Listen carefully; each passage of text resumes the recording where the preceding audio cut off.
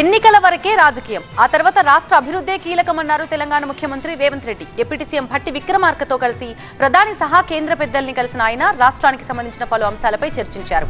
Party పెద్దలతో భేటీ తర్వాత PCC మార్పు, మంత్రివర్గ విస్తరణపైన స్పష్టత ఇచ్చారు.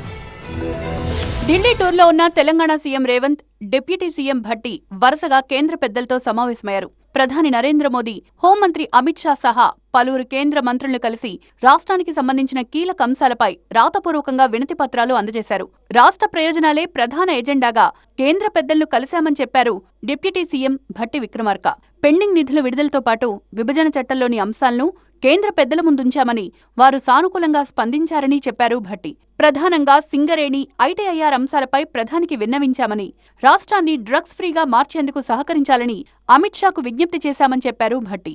కోల్ బ్లాక్స్ అన్నింటినీ కూడా ఆక్షన్ లేకుండా సింగరేణి పబ్లిక్ సెక్టర్ అండర్టేకింగ్ కి కేటాయించవలసిందిగా వారిని ప్రత్యేకంగా కోరాం. ఐటీఆర్ ప్రాజెక్టు మేము కోల్పోయాం, దాన్ని తిరిగి పునరుద్ధరించి తెలంగాణ రాష్ట్రానికి ఇవ్వాల్సిందిగా కూడా ప్రత్యేకంగా కోరాం. అట్లాగే రాష్ట్రానికి సంబంధించి పెండింగ్ ఉన్నటువంటి గ్రాంట్స్ ఏదైతే ఉన్నాయో వాటిని కూడా రిలీజ్ చేయమని అడిగాం. సాధ్యమైనంత వరకు అమలు చేయడం కోసమే ప్రయత్నం చేస్తామని చాలా పాజిటివ్గా వారు స్పందించారు. పీసీసీ మార్పు, రాష్ట్ర కేబినెట్ విస్తరణ అంశాలపై హైకమాండ్తో చర్చించామని చెప్పారు సీఎం రేవంత్ రెడ్డి. ప్రస్తుతం బంతి అధిష్టానం కోర్టులో ఉందని, వారు ఏ నిర్ణయం తీసుకున్నా కట్టుబడి ఉంటారని స్పష్టం చేశారు. పీసీసీగా తన పదవీకాలం ముగిసినందున కొత్త వారిని నియమించాలని ఏఐసీ నేతలను కోరినట్లు రేవంత్ చెప్పారు. హైకమాండ్ నిర్ణయంపై భిన్నాభిప్రాయాలు ఉండబోవన్నారు. నేను అడిగాను, 7 తారీఖు 3 సంవత్సరాలు పూర్తవుతుంది, ఆ లోపల కొత్త అధ్యక్షుడిని నియమించండి అని చెప్పి నేను విజ్ఞప్తి చేసిన. ఇప్పుడు బాలు ఏఐసీసీ అధ్యక్షుడు కోర్టులో ఉంది.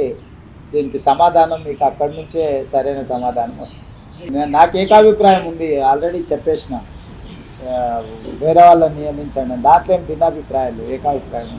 రాష్ట్ర ప్రయోజనాల కోసం కేంద్రంలోని పెద్దలను కలిసిన సీఎం, డిప్యూటీ సీఎం రాష్ట్ర పార్టీలో మార్పులు చేర్పుల కోసం హైకమాండ్ పెద్దలతో చర్చలు జరిపారు.